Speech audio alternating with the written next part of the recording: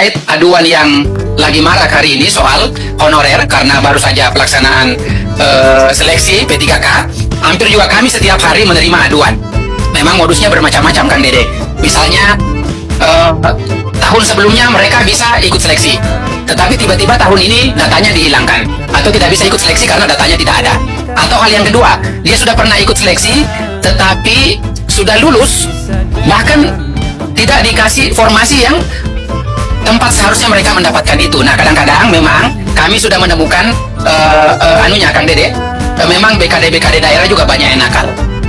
Kadang-kadang honorernya misalnya ada yang bertahun-tahun tidak bisa ikut seleksi, tapi ada yang hanya 1 tahun atau tidak sampai 1 tahun malah bisa ikut seleksi karena mereka merubah data. Nah, ini semua modus-modus ini yang akan kita perbaiki ke depan sehingga perasaan tidak adil bagi teman-teman honorer atau P3K yang ikut seleksi mendapatkan hak-haknya. Ini kejadiannya, Kang Dede, bukan orang lain, bahkan saudara saya sendiri. Ternyata sudah 3 kali lulus P3K, tapi tidak dikasih formasinya, bahkan diganti apa nicknya ya. Jadi ini modus di BKD Kabupaten Kota dan Dinas Pendidikan. Nah, ini juga saya memohon kepada teman-teman media untuk terus memantau ini karena BKN pusat juga tidak bisa ngapa-ngapain karena mereka hanya menerima data dari daerah. Sementara datanya ini adalah yang memasukkan BKD Kabupaten Kota atau BKD Provinsi. Nah, begitu misalnya mereka tidak memasukkan data atau mengganti datanya, atau mereka sudah ikut seleksi tetapi mengganti nicknya, maka mereka juga yang sudah lulus itu tidak akan mendapatkan formasi karena sudah dirubah datanya. Nah, ini semua modus-modusnya yang kita sudah temukan di Komisi 2. Nah, kami nanti akan ke depan akan lebih proaktif lagi sehingga apa yang menjadi persoalan-soalan atau aduan-aduan seluruh honorer atau P3K di seluruh Indonesia bisa kita atasi bersama barangkali. Dalam beberapa waktu terakhir ini, sesuai dengan Undang-Undang ASN dan juga sesuai waktu itu, Presiden terdahulu pernah menyampaikan bahwa permasalahan honorer P3K harus selesai di bulan Desember. Jadi dari kami Komisi 2 setelah mendorong Kemenpan RB dan BKN untuk melakukan seleksi sampai akhir Desember kemarin.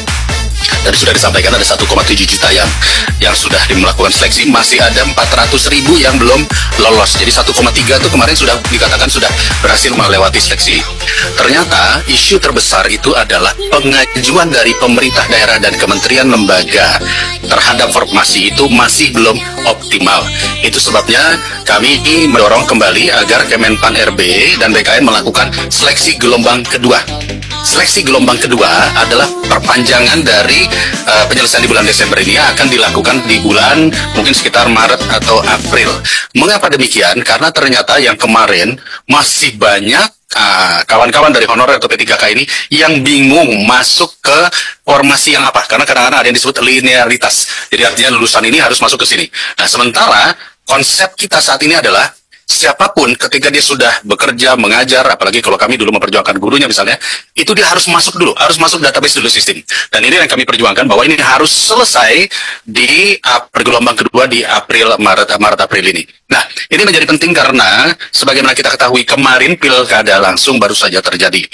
Dan juga kita pahami, kadang-kadang setelah pilkada, siapapun calon bupati terpilih atau gubernur terpilih, biasanya suka memasukkan tim sukses untuk menjadi honorer atau ASN P3K. Untuk itu kami menekankan dengan stressing yang kuat, agar melarang, nanti kami minta Kemendagri, melarang bupati terpilih ataupun gubernur terpilih nantinya mendahulukan yang masuk bukanlah mereka yang sudah masuk database dengan ketentuan masa kerja yang lebih lama. Jadi bukan ada yang tiba-tiba diambil lebih dahulu.